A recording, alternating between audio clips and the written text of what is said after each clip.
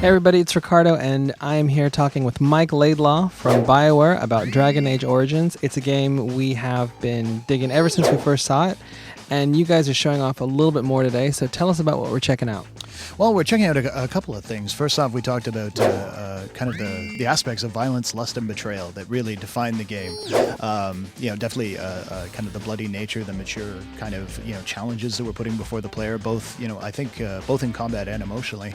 And when we talked about betrayal, we actually set up a scenario for our demo today, which was Uldred, one of the high enchanters of the Circle of Magi, his demonic corruption, and your need to put him down. We've got a chance to see some refined spell stacking, which it seems you all have worked to make a little more user-friendly. Yeah, spell combos are essentially where you're able to make two effects, pile together and actually cause a third effect on top of them. So one we've shown off in the past was being able to lay out field of grease, enemies are slipping and falling, set fire to it with a fireball. That's very cool.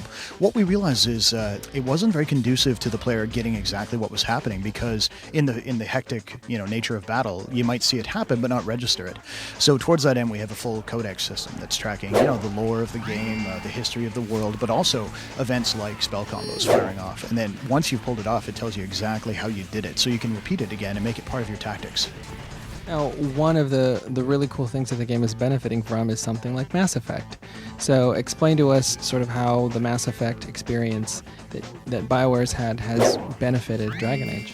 Well, Mass Effect, it did a number of amazing things, but really the digital acting technology they pioneered was just fabulous to work with. So we have characters with more emotion, characters with more depth, some really subtle stuff like head tilts, all that we have control over. So we can take the performances we got from our voice actors and really bring them to life. So the characters are just stronger. And when you're going for a game that has punch, that's got sexuality, it's got just this raw kind of brutal nature to it, you've got to make sure that the characters can react appropriately, especially when you're doing what we're doing, where you have the different origin stories, the different starting points for your character, and we want people to react to those too. Now, hopping over to gameplay, you mentioned accessibility, and what we saw did seem to go pretty smoothly on a PC, but obviously the big question is how this all going to work on consoles, because we haven't seen those yet. It's true, and we're actually hoping to debut those soon. What we're doing right now is actually prototyping the console controls, and my main goal with designing them is to make sure that they feel like they're native to the platform. That, for the most part, involves just understanding what are the key strengths. So moving to things like radials, quick buttons, and just understanding the strengths and weaknesses of the platforms. I'm sure you guys have been sort of looking at the game from a number of different angles.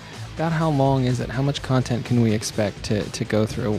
What we've been finding is your average playthrough, and by that I don't mean completionist, has actually been clocking in around 80 hours. It's pretty epic. And the nice thing is, beyond that, again, you have 6 different origin stories, so the game begins in 6 different ways. There's a lot of replayability to be had. All right, well, I guess the next big question is, when do we get our hands on it? When do we play this thing? You'll be looking at fall this year, and you'll be seeing it on PC, Xbox 360, and PS3 all the same day. All right, thank you very much.